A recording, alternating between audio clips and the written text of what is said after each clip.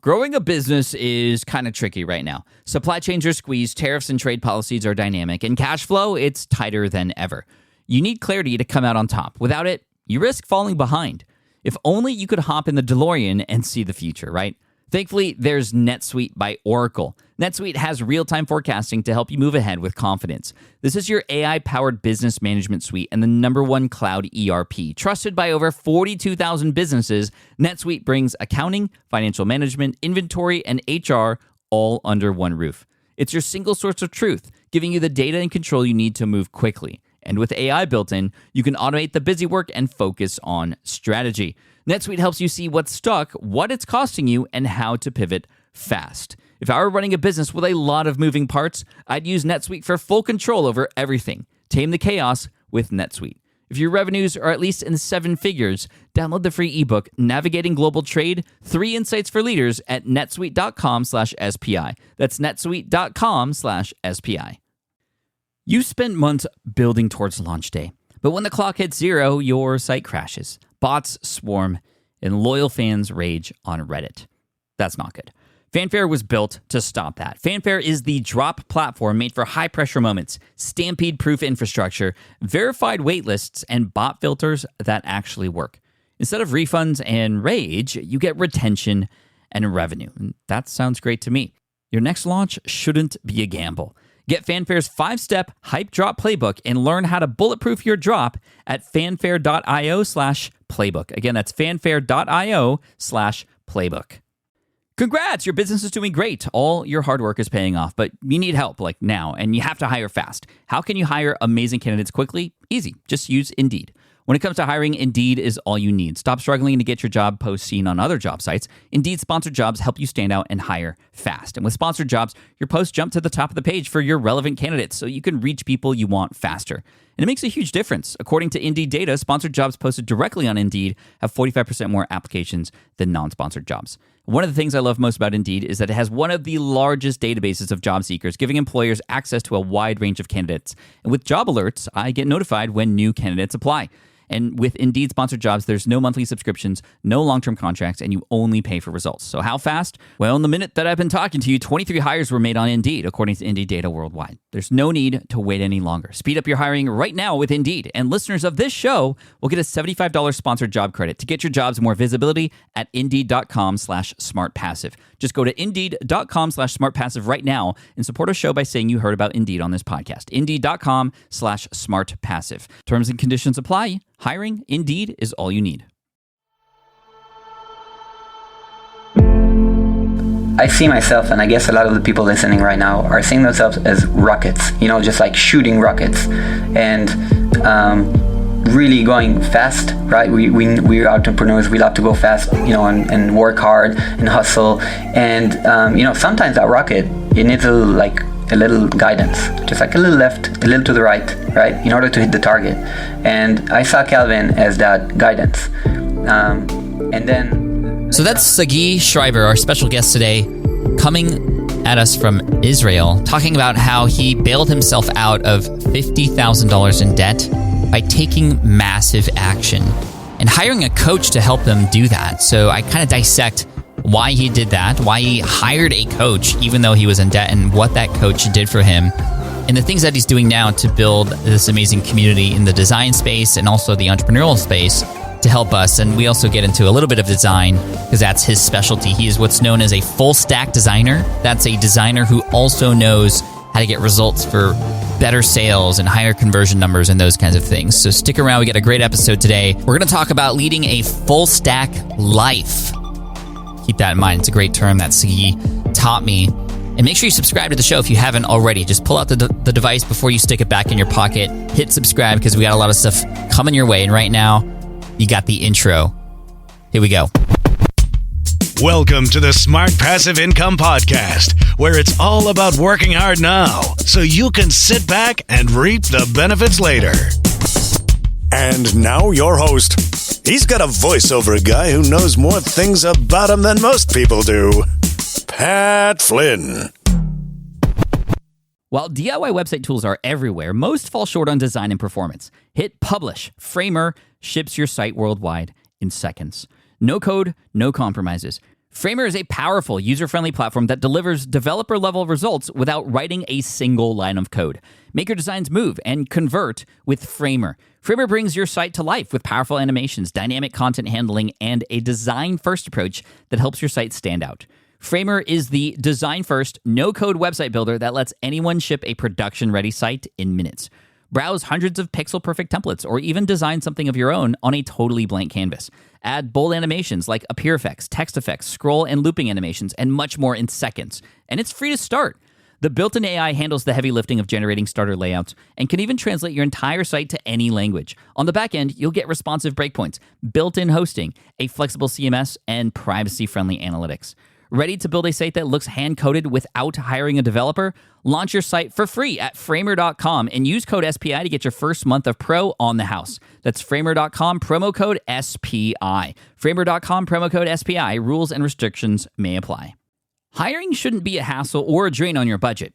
Upwork is your one-stop shop to find, hire, and pay top freelance talent, saving you time and keeping costs in check all in one place. Companies at every stage turn to Upwork to get things done and find more flexibility in the way that they staff key projects and initiatives by assessing a global marketplace filled with top talent in IT, web development, AI, design, administration support, marketing, and more. And I've personally used them myself and can vouch for them. Posting a job on Upwork is easy. With no cost to join, you can register, browse freelancer profiles, get help drafting a job post, or even book a consultation. From there, you connect with freelancers that get you and can easily hire them to take your business to the next level. Upwork makes the entire process easier, simpler, and more affordable with industry-low fees. Post a job today and hire tomorrow with Upwork. Visit Upwork.com right now and post your job for free. That is Upwork.com to post your job for free and connect with top talent ready to help your business grow. That's UPWORK.com, Upwork.com. Go there now. What's up, guys? Pat Flynn here. Thank you so much for joining me today. If you are not familiar with me or the show, we're here to help you make more money, save more time, and help more people too. And we do that through a number of different ways, like inviting amazing guests who have some incredible stories to share and a lot of strategies and tips to help you in your business too. And today, like I said, we're talking with Sagi Schreiber. And so I already told you what this is about. So let's just dive right in. Also, make sure you pay attention because at the end, we're going to talk about some special things that he has for you, including an amazing Facebook community called Mindful and Ruthless, a tribe of like-minded doers. And if you're a doer, you might want to get involved with that too. So let's just dive right in. Here we go. Sagi Schreiber. Sagi, thank you so much for being here. Welcome to the SPI podcast. How are you doing? Oh man, I'm super great. Thanks so much, Pat, for having me. I've been really excited for this. I got to see you in person and meet you just briefly at one of the meetups I had in San Diego. I also know you met, a lot of people there, Chris Ducker, John Lee Dumas, and, you had talked about really quick when you met me there how you were this designer, you were the head designer for Fiverr for a while, and just really impressive. But what really kind of why I want you on the show is because not just because of your design capabilities. And make sure you stick around. We're going to talk about design principles and all those kinds of things. Oh, for sure. For everybody, no matter what level you're at. But mainly your story, it really intrigued me. How did you get to where you're at today? Give us the kind of rundown. It's kind of a really up and down journey for you. Oh yeah. So I've to anybody who doesn't know me, so I was a designer. I'm from Israel originally, and here it's kind of like startup nation. So it's like very easy to get into the startup world here. And coming up as a designer, as soon as I finished my design school, I launched a local blog in Hebrew called Pixel Perfect Magazine, and I launched that blog. Half a year later, I was already known, getting asked for public speaking gigs here in Israel, and I got the offer from Fiverr to come and be their first on-site designer. I was starting my way like that, and after Fiverr I left, I decided I want to have my own startup. Mm-hmm. So that's what happened. I joined a couple people. We were founders of a startup called Multa, got accepted to Upwest Labs in Palo Alto, and flew over there to the Silicon Valley and had this old Silicon Valley vibe, scene. And I was really intrigued also by the scene over there. The people there, all the designers in the Silicon Valley are so kind of they're thinking big, they're really connected to technology and to everything that's going on. So I said to myself, being with this local blog and all, it's great, and I was already kind of making like a little bit of passive income, but I wanted to have more value and actually get more value out of the international community. So when we got back to Israel after that 4-month journey, where we, by the way, pivoted and created a new startup from scratch, like the same team, new startup, I opened, along with one of my partners, an international design blog called hackingui.com. And that blog is what eventually led me to leaving my day job. But before that, our startup got acquired by SimilarWeb. So I guess some people probably hearing this know SimilarWeb. It's an online tool to find out the traffic of your competitors and such. Our startup was doing kind of something similar. So they acquired us and we started working there. And over there, I led the design team and actually created a design team because I started as a first designer on site, and we were 50 people. By the time I left, we were 250 people, and I was managing a seven people team. Like I basically hired 7 designers, managed them, and in order to learn how to manage them, because I didn't know anything about managing, I started a podcast where I interviewed like VPs and director of designs from companies like Facebook, Airbnb, Etsy, Intercom, and all sorts of amazing companies from Silicon Valley and in general. And that's how I learned to manage. And that podcast gave me so much strength. And I started listening to other podcasts, and that's how I got to your podcast, Pat. Oh, cool. So, yeah. I mean, this sounds incredible. I mean, it sounds like you were living the dream. I mean, coming out of design school, it seems like everything was perfect. Yeah, so in one hand, everything was kind of perfect, but then, I had my 2 side projects, we were my 2 blogs, and both of them were starting to make money, and especially Hacking UI, we had sponsors, like crazy sponsors, and as soon as I got to start to make money, and I was like listening to your podcast about everybody who kind of like, left their day jobs, and that's your story as well, Mm-hmm. And I also kind of like saw the money coming in passively, just like you go to sleep at one night and you write an email to a sponsor saying, how about like $5,000 for something that, on my end is almost no work at all, just like putting their logo somewhere. And then you wake up the next morning and it's like, oh, $5,000 in the bank. I'm like, what? And I work in the startup world. And I had 2 kids by then already, mm-hmm. and a mortgage, and I was really working hard. Like startup life, like anybody who's working at a startup knows how hard it is and how demanding, it's like, and I barely saw my kids, and I was working very hard. I wasn't doing any exercise. My life was not run by me in a way. Although it was, because I was running 2, side projects simultaneously, but still, it was not that I was in full control. And then I read The 4-Hour Workweek by Tim Ferriss, mm-hmm. and that really also influenced me. And I said, at one point, my partner and I were looking at the numbers, and we're like, so the first year of a side project, we made $6,000, which is nice.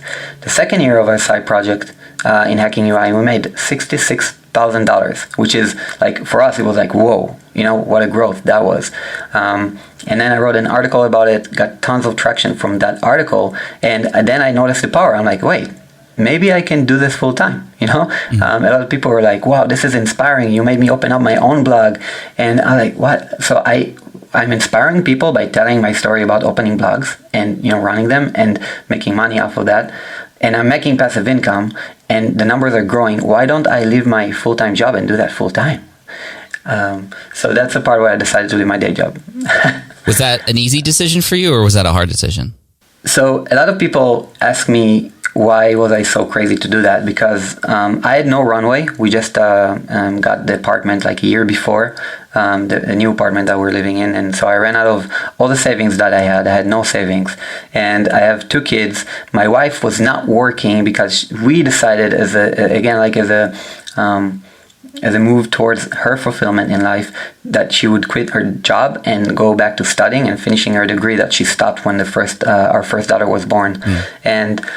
And then we kind of like, I managed to make this decision just by saying, I'm committing first, I'm carrying out later. And that's something that really kind of led me throughout my whole career, especially with the blogs. It's when I want to do something, I commit first, and then I make it work. So I call it the commit first, carry out later principle. And then later on, I heard you talking about it. And then later on, I heard Grant Cardone talking about it, all these mega influencers. And I'm like, okay, so I must be doing something right. But I left with no guarantee. And I was afraid that I was, going down and will find myself in the street like a couple months later, because we had no idea where we're going to get the money from. We just said if we make $66K as a side project, if we both leave our day jobs and like my partner and I focus on it full time, can we make $200K? And that's a decent salary for like two people. Like it's high-tech salaries. Right. So we did that, and just like we knew we had 2 months of runway, but that's all. And the trouble came soon. I mean, we had no way to make money. We launched a few like really great online courses, like I called it the Side Project Accelerator, and it was like online program. We brought in a lot of mega influencers to have private sessions with our members, and but all this launch, it's the first launch of our that we ever did, based on a lot of the tips that we heard on your podcast, but still it's our first launch, and we made only 10K, and 10K is like 5K for each, right? It's not even like a monthly salary. And that was like 2 or 3 months of work. And then we find ourselves in a situation where we're running a business, and for 6 months I couldn't pull one dime out of the business for my own sake. So I did not have a salary for 6 months, and then wait a second. So you said you had a 2-month runway, and then you weren't making money for 6 months. Like, what was life like during that time? I mean, you had a kid or 2 kids and a wife, and I mean, yeah. What was going through your mind at that point? Did you ever regret leaving your job at that point? Oh man, that's an amazing question. So thanks for asking that. I mean, I can say that, even back then I remember the struggle, and I remember people asking me, so do you regret doing this move and leaving your day job? And I'm like, I would not regret it for the world. And the thing I said to myself before I left my day job is, if I leave my job right now, and I know I have 2 months of, working on Hacking UI full time, and just like working on my baby, just like 2 months, like building my own dream. And if after those 2 months it fails miserably and I have to go back and find a job, then I would know that I had 2 months of working and trying to build up my own dream, and I will try again later. But at that point, I was so deep in, and I had a lot of things coming at me. So if I may, I just want to say that, like at one point I knew I needed to start something different and go on my own. And at that point, I listened to an episode on Entrepreneur on Fire. It's another amazing podcast. And I had a JLD talking there to a guy named Calvin Wayman. And he wrote a book called Fish Out of Water. So I was very excited hearing Calvin talk about his story coming up as an entrepreneur, and being in debt and everything, and like coming out of debt like with a coach and everything. So I automatically I downloaded the book for Audible, and I heard it, and then I reached out to Calvin, and Calvin was like, dude, I can coach you. And then came the problem. The problem was Calvin kind of made me face reality, and it's like in one Skype call of 15 minutes, he told me like, how are you doing? And I'm like, I'm not so good. Are you happy right now? Not so much. Are you kind of like, do you know where money's coming from? Do you have a plan? No, I don't. Okay, so you're going to make some hard decisions if you're going to start working with me. And you know what? It's also going to cost you, of course. And, he named his price, and it was very, very high for me. And then I talked to my partner, and he said, no way. And then I talked to my father, and he said, that's too pricey. You're not going to pay so much for someone. Does this Calvin dude even have coaching, some kind of certification?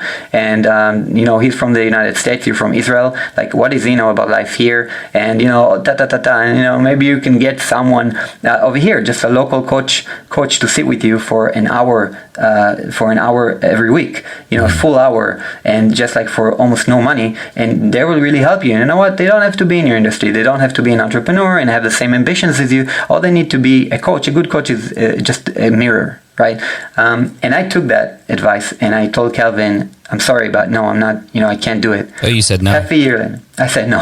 So you had all these external factors. You had your partner, your father, and just the fact that you didn't have the money to get coached, that led you to that decision, right? Yeah. I just, I didn't have the money. I had some money. It's not that at that point, as I was saying to myself, it was December 2016, and I was just I left my job in July. I wasn't so deep in.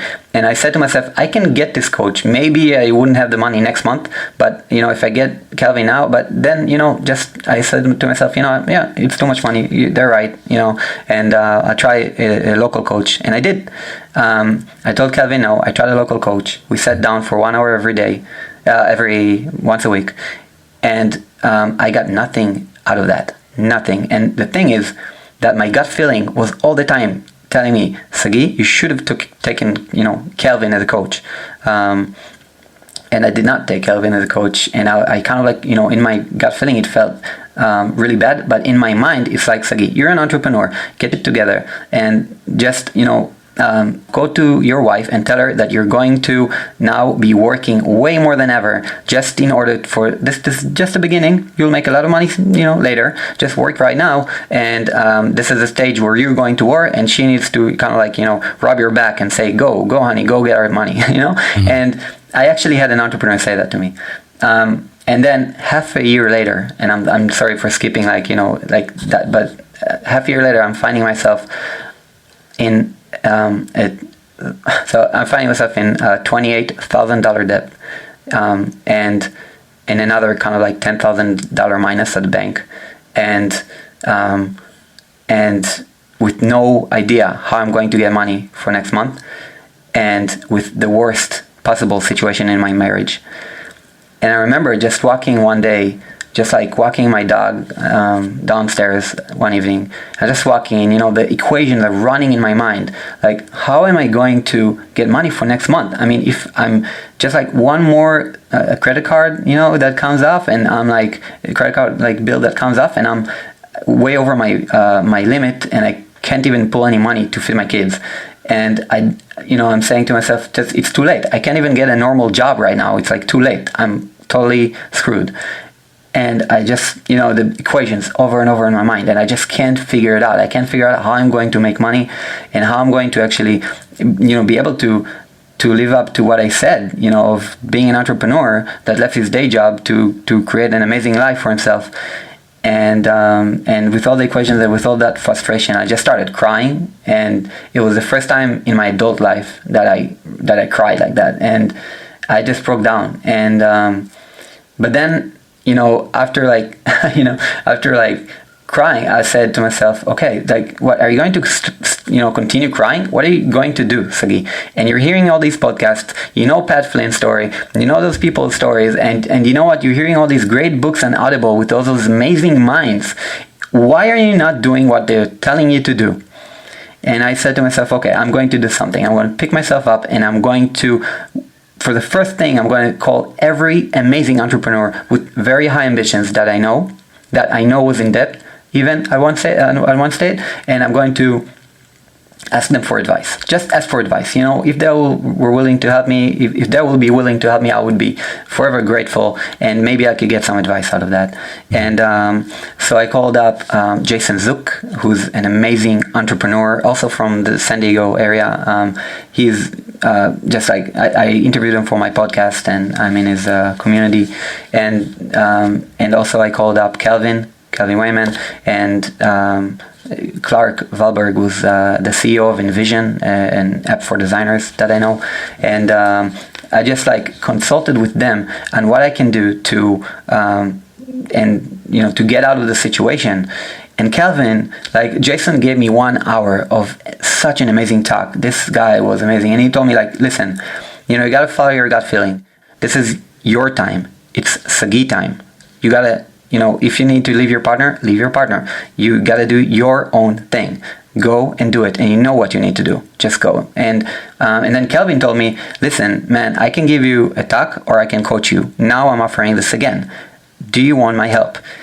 And at this stage, I said, I'm doing it. And I took Kelvin as my coach.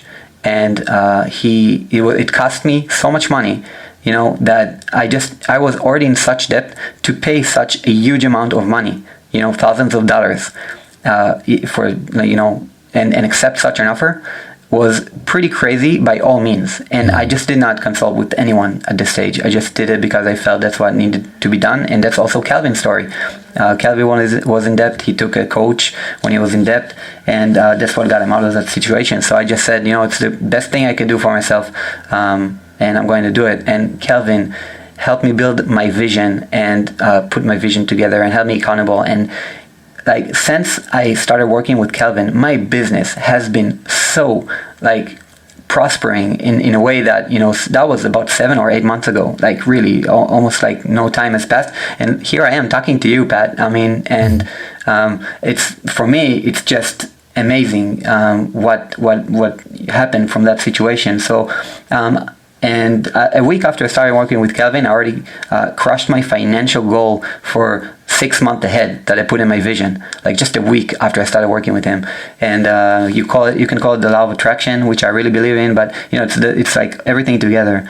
And I felt that low point that I was at, a lot of people talk about it like rock bottom, but I just saw it I really see it as someone phrased it as a trampoline, and I really believe in that. You can either see your entrepreneurial struggle and worst moment as a really rock bottom full of rocks and pits, but you can see it also as a trampoline to just jump back up and fly higher than ever. And ever since, I've been having super mega success with my businesses, and I've been building a lot of online business, and also a digital course that I launched, and I just made 28K, the number, the sum of debt that I was at. I made 28K with a launch of an online course here in Israel, a local design course, and just with one launch, and that was just recently. And I've been just lucky enough to also learn from having a coach by my side and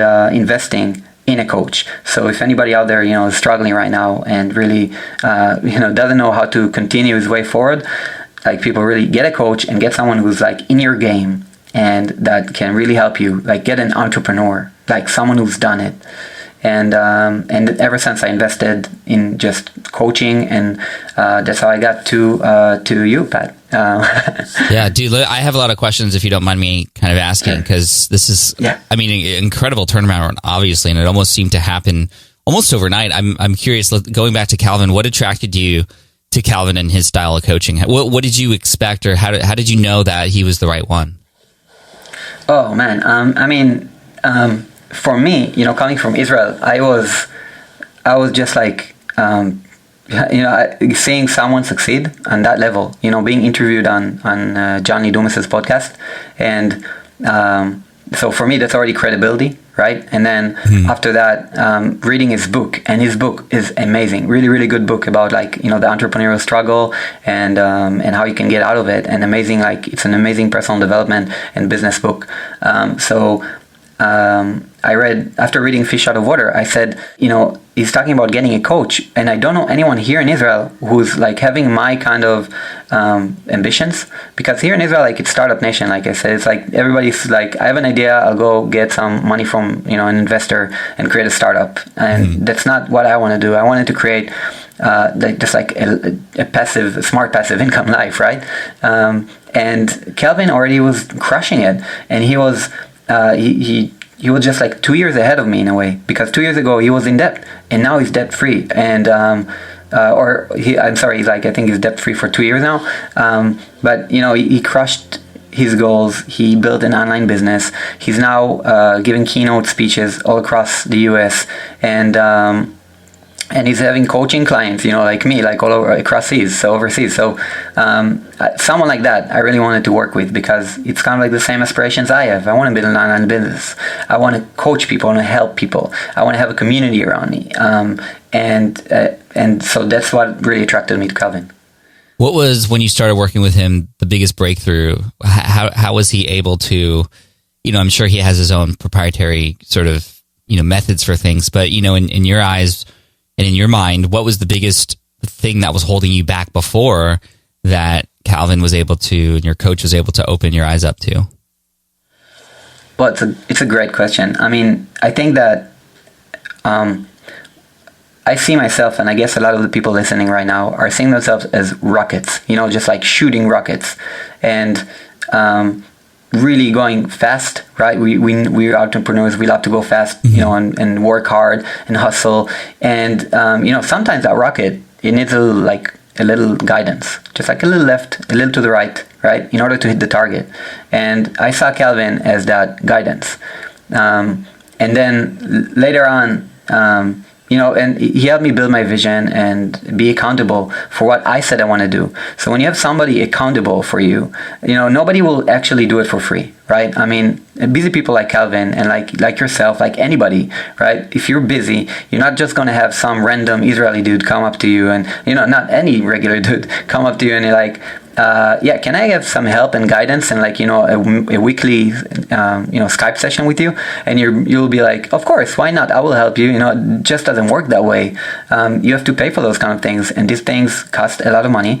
But there's someone there really caring about you, and Calvin really cared for me to succeed, and he helped me build my vision, and that's something that I'll talk about in later on, but he helped me build a vision map and then reap goals from that, monthly goals, and then from that weekly goals. And then in our weekly sessions, we just went over my weekly goals, and he was like holding me accountable. He was like, did you do that? And I'm like, no. And he's like, why?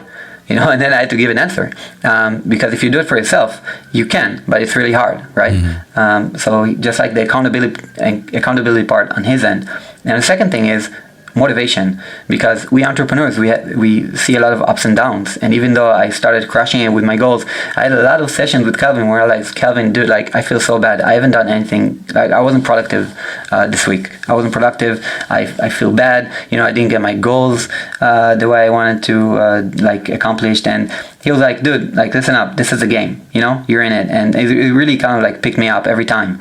And so motivation is also, I see it as very, very important, because that's our fuel. We need the fuel. Yeah, no, that's key. What did you do to generate that income so quickly after you started working with Calvin? I mean, you said that you were, so many dollars in debt, and then just, I don't know how much time, but very shortly after that was able to make up for that. I mean, that seems incredible. What did you do specifically? So on one hand, I also, so for I'll just add to that 2 months after I started working with Calvin, I got a nice letter from the Israeli authorities, and kind of not IRS, but the tax, what do you have there? The internal, the tax, tax collectors, right? Or Internal Revenue Service. It's so. I got a nice letter from them saying I own them another kind of $15,000, and I'm translating from shekels, but basically that was a huge blow for me again. But at that point I was already really crushing my goals, so I'm like, you know what? I know that I'm going to get out of that, and I'm going to, okay, fine, edit, bring it on, So in terms of the first thing I did is get clients. It was what I knew I need to do, because for me I had a psychological barrier in a way that I left my day job not to work with clients and not to work on anybody else's dream, but build my dream. And Calvin really flipped that on me. He's like, dude, what's your dream right now? Really, right now. Don't talk to me about stuff you thought about a year ago. What now is your dream? One of my dreams right now, what I want to do is get out of debt, Mm-hmm. And he's like, great. So what do you need to do to get out of debt? I'm like, okay, get a client is part of it. Great. So stop whining, and that's in your goals, and that's in your vision, and that will help you achieve your dream. Get a client. And I said, right. So instead of worrying about it and kind of whining about getting a client, or thinking that's, something I really kind of letting myself down by doing, I was like, no, that's what I need to do. And that's part of me achieving my goals.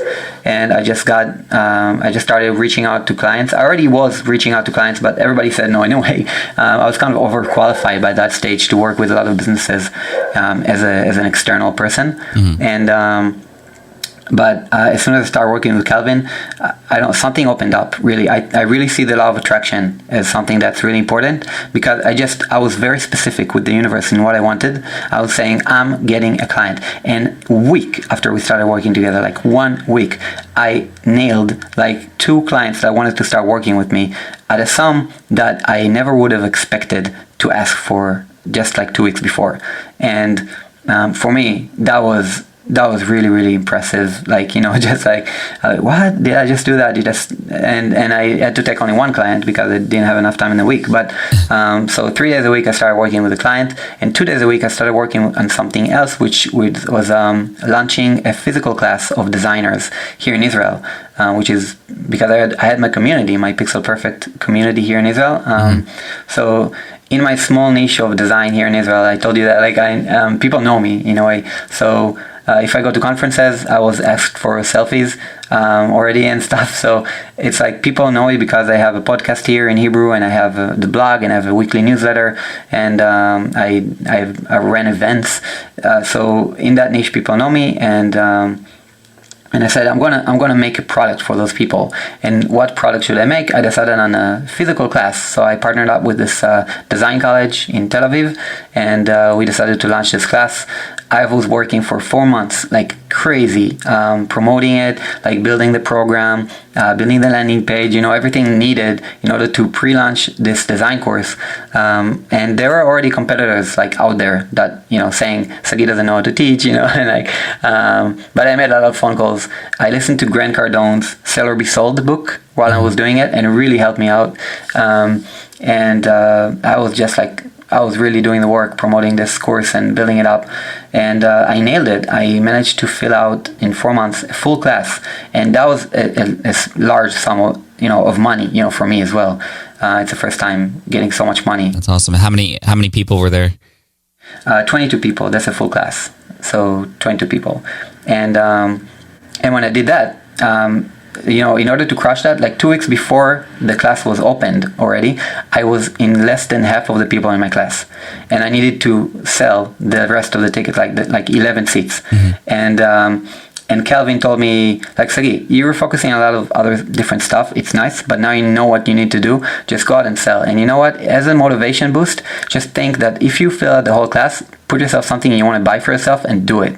And the thing I put in my mind is I want to fly out to Grant Cardone's 10X conference in Las Vegas. And just be there. And he said, fine, do it. And I, as soon as I filled in like less than 2 weeks, and it was even holiday season, and I filled out the class, 22 people, full class. As soon as this last person just joined, I hopped online and just bought my ticket to Grant Cardone's conference. And later on, Calvin told me, listen, like there's also social media marketing world, just like exactly around that time in San Diego. Why did you come? And I'm like, what? For sure. Who's speaking there? Pat Flynn. I'm like, what? I'm there. So that's how I got to the US. That's cool. I think it is really clear that it's the focus and the motivation that really helped you. And, some people are good at, finding that on their own, and other people need some outside external help. I get the same kind of help from my mastermind groups and virtual coaches and things like that as well. So, well done, man.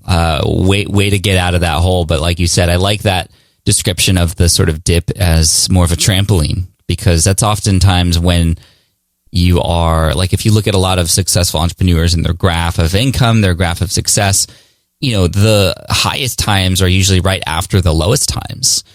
And It's just really interesting. And I love that you got very honest with us in that story and told us kind of how much in debt you were. And so now you're flying out and seeing Grant, and then you saw me and JLD and a few other people at Social Media Marketing World, and here we are today on a podcast. And I'd love to shift gears, but before that, you had mentioned something about, and you'd said this a few times, a vision map. Can you define what that is? And I know you also have this amazing community of people who you're helping with, helping them crush their goals if they're feeling kind of in a similar way that you were. Could you talk about that really quick before we move on to the design sort of phase of this podcast episode?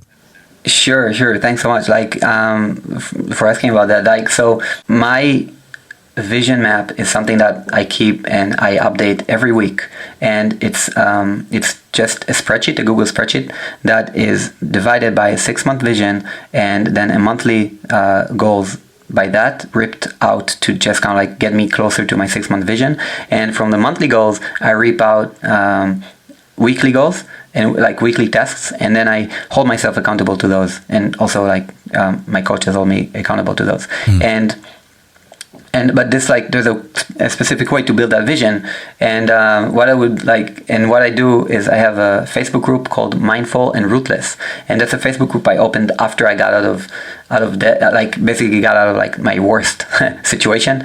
I wouldn't say by the way, I'm out of debt right now, because there's smarter ways to get out of debt by just like paying it all at once. But anyways, that's not for now. But in terms of what I did is this. I wrote myself a check back in June for 100,000 Israeli shekels, which is something like 28K, which was the amount I was in debt in. And I wrote myself a check for that. I said, if I get a month of earning that, that would be like that was my 6-month vision back then, in terms of just like the financial side, although I have all my family life and everything structured there. But so I wrote that check for myself and wrote it to the 1st of the 1st, 2018. And that was kind of like in May or June, like 2017. And at the 2nd of January, 2018, like my wife was going over my invoices for the previous month of December, and she was like, I think we have like some kind of bug. It says that you had like 1,800 Israeli shekels. And I'm like, what? Like 100,800. I'm like, what? I'm like, yeah. I'm like, I just passed my 100,000 Israeli shekels month. I'm looking at the check, and the check says the 1st of the 1st, 2018. Like, dude, that's the law of attraction right there, you know? And I said, I gotta help other people. I gotta find a way to kind of like get more people and help them launch their own things. And I gotta create a community around entrepreneurship and around, around like-minded doers. So that's when I decided I'm actually going to go for the community called Mindful and Ruthless. Around that same time, I've been into a Vipassana retreat, also looking for my values, and just came up, like on one hand, I'm mindful of every moment and trying to really live my life in the best possible way. And I'm mindful of my family now. Now my marriage is, better than ever. And that vision spreadsheet that I'm talking about, I'm building what I call the full stack life in. And so I'm mindful about it, but I'm also ruthless with my gut feeling. And I think that anybody who's an entrepreneur needs to be both of those things. So I opened a Facebook group called Mindful and Ruthless. And with those people over there, there's like a community of entrepreneurs. It's very small. It's not big. At least not at the moment. It's like 300 people, I think, or so. But I share my journey, and I share it. I shared from the moment. It was like January when I just was at the beginning of my first online course and teaching, and I shared all the way up to the night I met you. I was like on the way to your event. I'm like, oh my god, I'm on the way to an event with Pat Flynn. Like, I'm so excited. I was filming stuff on the streets of San Diego, just walking, with the camera, doing Facebook Live with that group, and then I met you, and we had a Facebook Live for the group. That same night, a couple hours later. And so it was I'm documenting my journey there, and I'm also now giving them my tools for my success. So anybody that is hearing this, if you guys want to join, Mindful and Ruthless on Facebook, and as soon as you join, you get a 3-part video series that I created, totally free, with actually, at the end, you're getting the spreadsheet itself, and the 3-part video series will help you build your vision, your 6-month vision, and help you out to work with the spreadsheet in order to really crush your goals and really, crush your. That's awesome. I haven't heard of like a spreadsheet version of a vision map, because we usually hear these things called vision boards, where you can place images and visualizations, and that taps into a lot of people's emotional sides of why they're doing what they're doing, and kind of their gut. But then also I like what you're doing too, because it's kind of more logical. It's like broken down, and you can actually see, okay, well, here's my goal and here's what I need to do next. And I like that. So if We'll put a link in the show notes to Mindful and Ruthless. Thank you for that, and thank you for creating that community. I think it's going to help a lot of people for sure, and be interesting to see, the spreadsheet and kind of how you lay that out, because that obviously had a big effect on you. So that's fantastic. Thank you. Now, I'd love to spend just the rest of this conversation here talking about design. A lot of people, this is what your expertise is. You are considered a full stack designer. Can you define what that is? This is a term that I only recently I even understood. What does it mean to be a full stack designer, which is what you are? All right. So, so a full stack designer, it comes from basically having I think it started as a development term in startups, like calling someone a full stack developer. And that means that person knows a couple code languages, not just like one language of code. And therefore, that person can really create like different applications and different native codes. A full stack developer is that developer, but then came the term full stack designer, also known as product designer in the Silicon Valley area.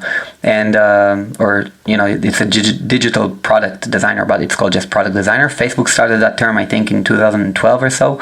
And that means a designer that works in startups, we have to know a lot of different things. We have to know about marketing really well. We have to know about business needs. We have to know about user experience and psychology. And we have to also have the craft of really designing pixel perfect designs and creating emotions with our designs.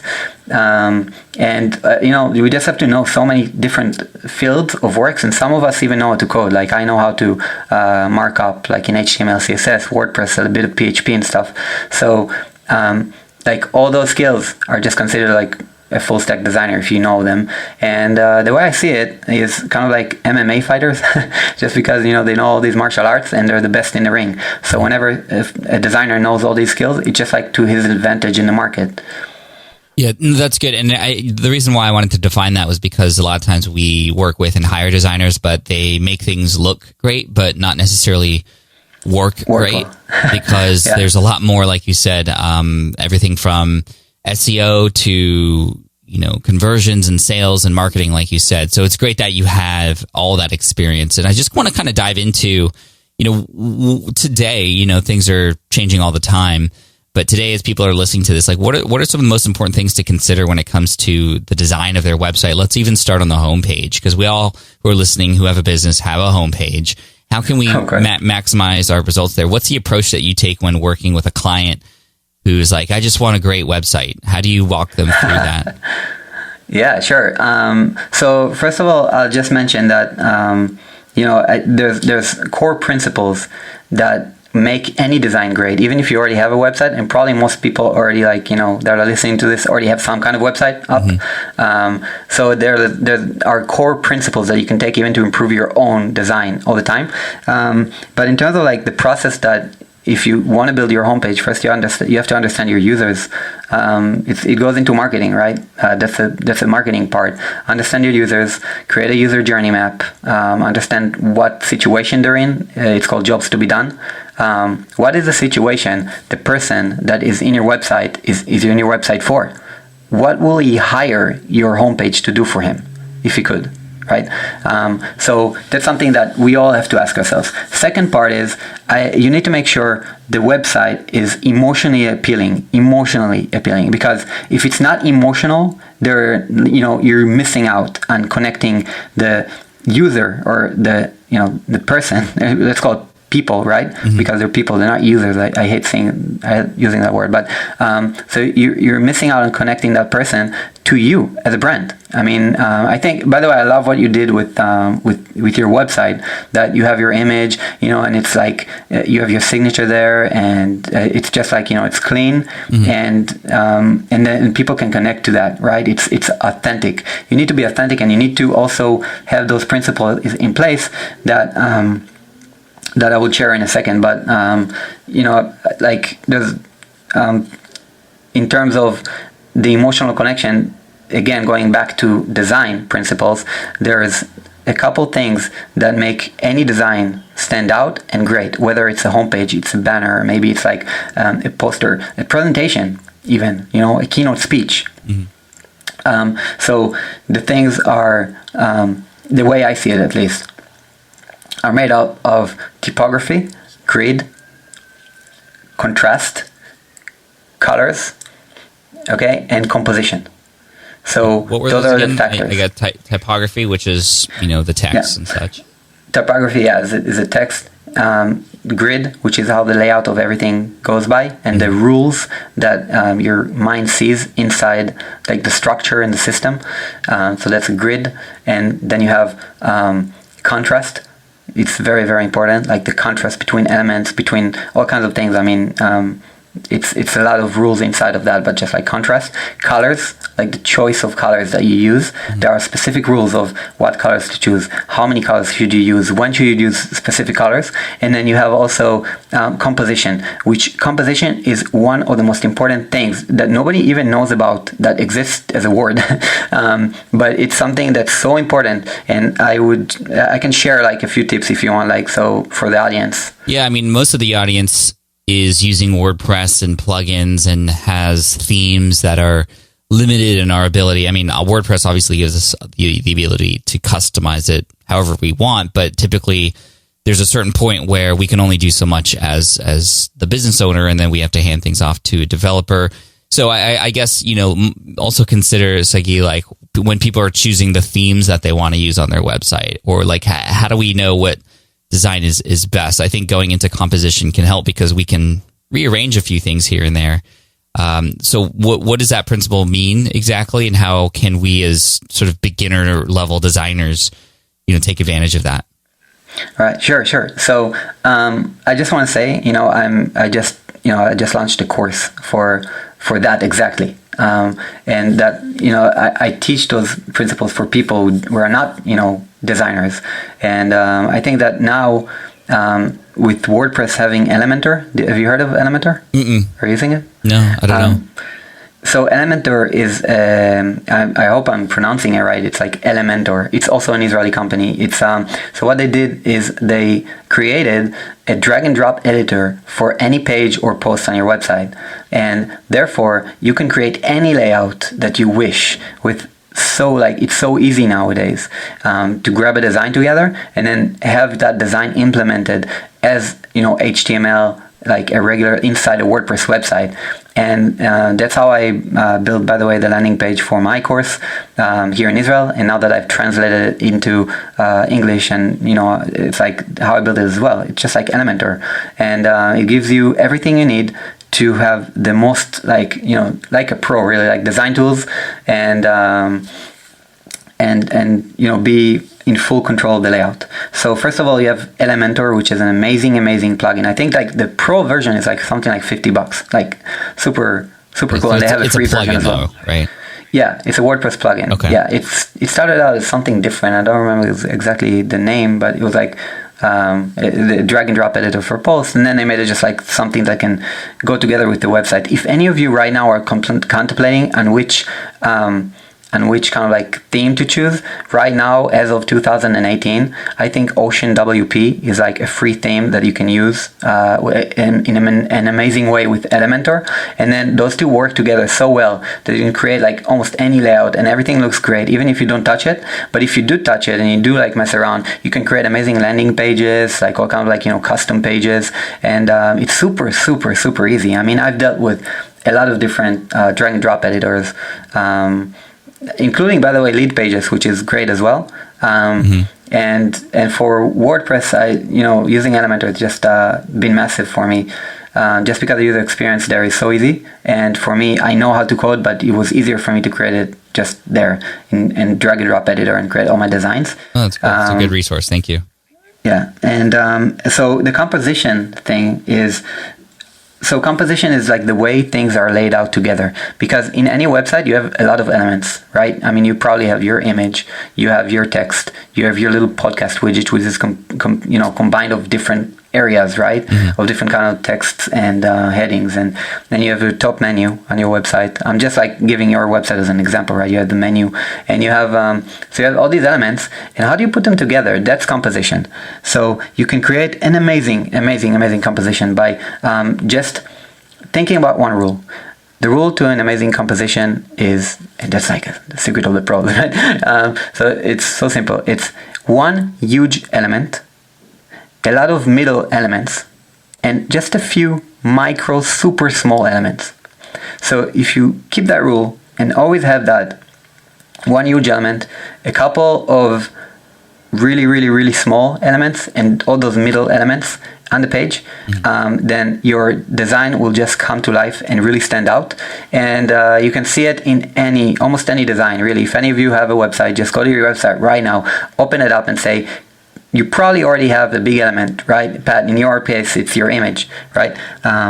So like it's something that you have that big element, but you also have the widget for the podcast. But anyways, you can take any big element on the website and just make it and specific layout and enlarge it, and then have a couple small elements. Usually those small elements on a web page are kind of like the Facebook icons, the Twitter icons, like social icons are great for small elements, and then you can create a great composition just by having that contrast on the page.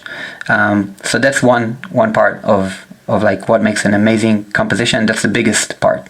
Cool. No, that's great. I mean, I know we could go super deep into this. And, you know, if people who want to go deeper can definitely check out your course, design principles.co/Pat is where you go, because I think you mentioned before we started recording, you wanted to give a few things away for free and, you know, give people a deal and stuff. I'll have you explain that in just a minute. Okay, but sure. the final thing I want to talk about is the importance of not just the design and the composition, but the marketing. So how would you, as a designer with marketing expertise, you know, coach us really quickly and to making sure that what we put out there is actually helping us in our business too? Yeah, sure. So the marketing part comes in terms of like in conversions, right? So you have always the things that you want to convert people to on your page. There's the main conversion point and there's the secondary conversion points. At least that's the way I see it, usually on any web page. Okay. If you're in an application, there's also conversion points in a way. It's like engagement points more than conversion points. But basically, on Facebook, people want you, they want you to like, right? And comment. They want you to engage with any post.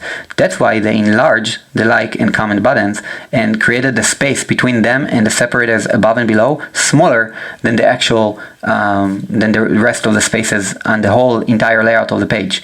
Just it's something that you can notice. And also when we create a landing page or anything like that, we need to make sure, one, that in terms of the CTA, the call to action button, that it stands out more than anything. So how can it stand out? One, color. If you have a specific color that's different than all the rest of your designs, just do it in that color. Meaning, I see a lot of designs that are green and then the main button is green, right? And that's wrong. You should have the main button a different color, a color that really you can't not see.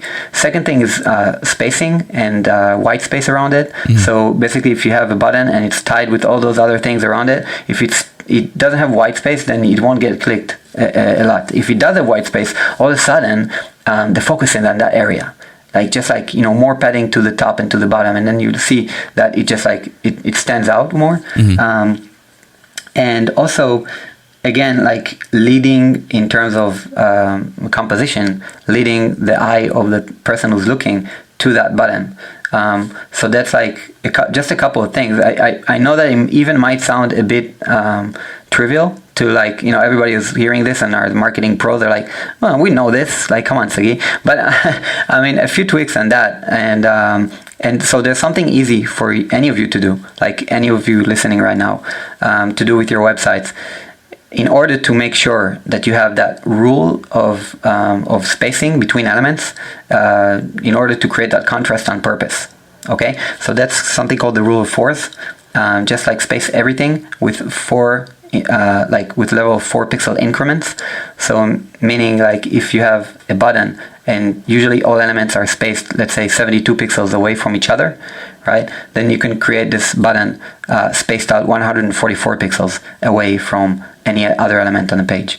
And then it creates a situation where, you know, scientifically, right, it's just like a formula. Then there's a set of rules that the eye of the holder sees as still kind of like, it's not all over the place. It's really like set by a set of rules. The whole page and layout is designed by a set of rules, and therefore it's very easy to kind of like notice that button.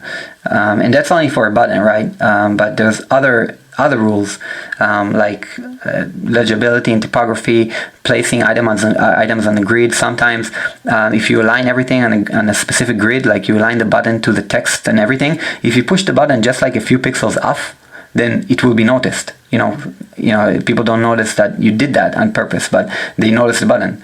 That's crazy. Now you're getting into like this ninja stuff that is kind of why you're the person who teaches others and coaches other people. But man, we could go all day with this for sure. But thank you, Sagi, for sharing all those tips with us. And I know you have a lot more in your course. Talk about your course really quick. I know it's helped a lot of people in Israel, and you've just kind of now turned it into English as well. Designprinciples.co/Pat. What can people expect when they get there? Yeah, for sure. So I wanted to really give something of massive value to anybody who's listening here.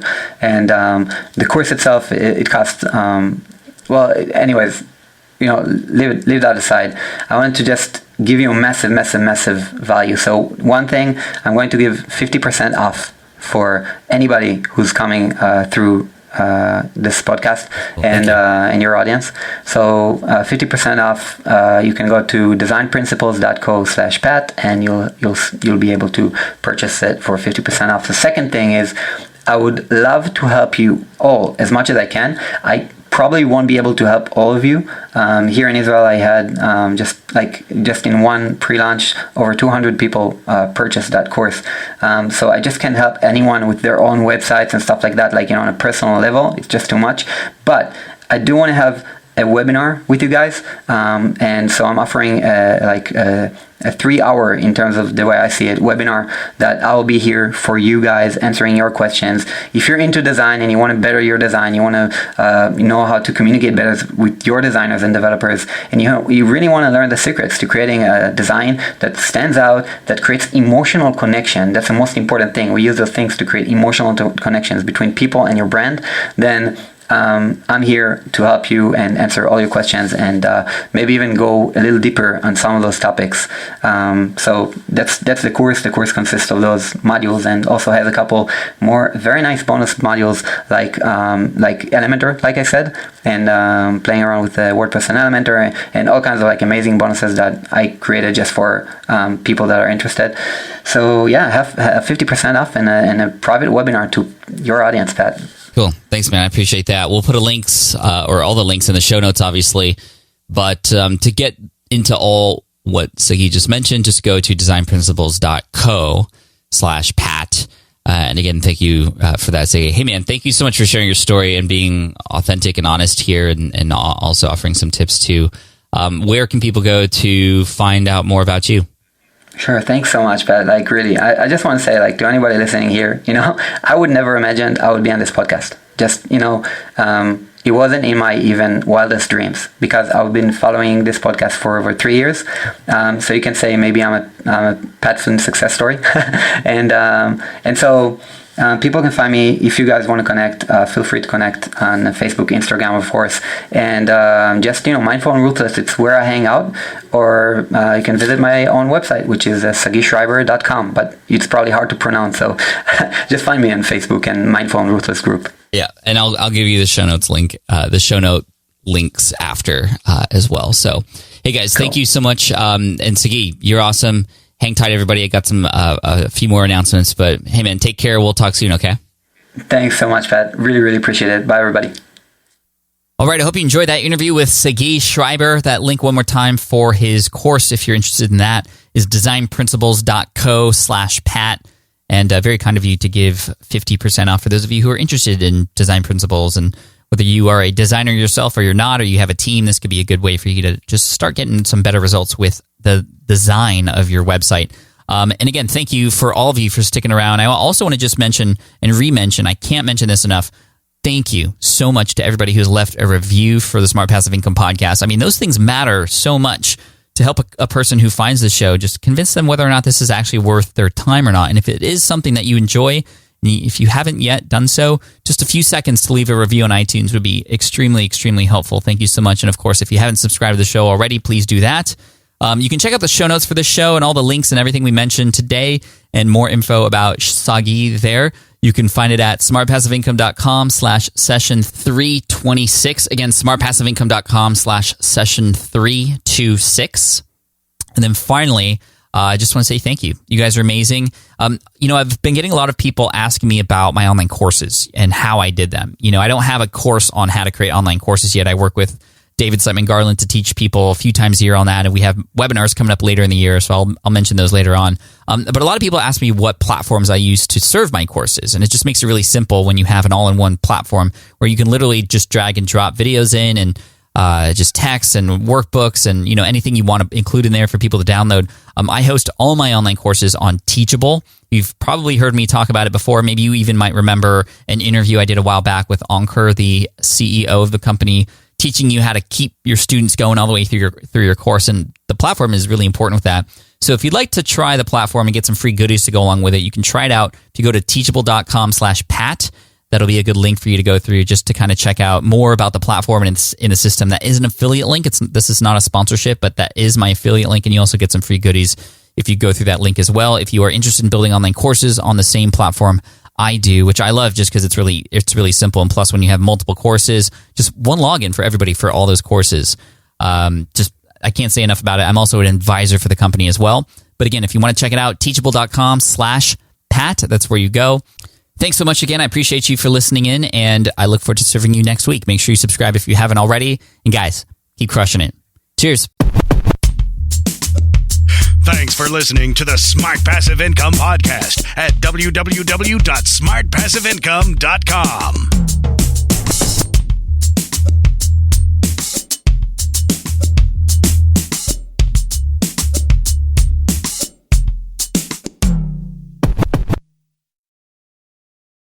More people dream about building their own business and being their own boss rather than retiring early. But a majority of them never even take the first steps to register the business. Why? Because starting a business can feel overwhelming. With legal forms, paperwork, finances, it's a lot. And that's where Taylor Brands comes in. Taylor is a complete business builder designed to make launching your business simple and stress-free. You can register your LLC in just minutes, keeping your personal and business assets separate from day one. And from there, you can get access to everything you need to get off the ground, from legal documents, licenses and permits, invoicing and bookkeeping tools, and even a 100-day business coaching program to help you hit the ground running. You'll also get a free personalized business plan, branding tools, and so much more. And of course, our listeners get an exclusive 35% discount to get started.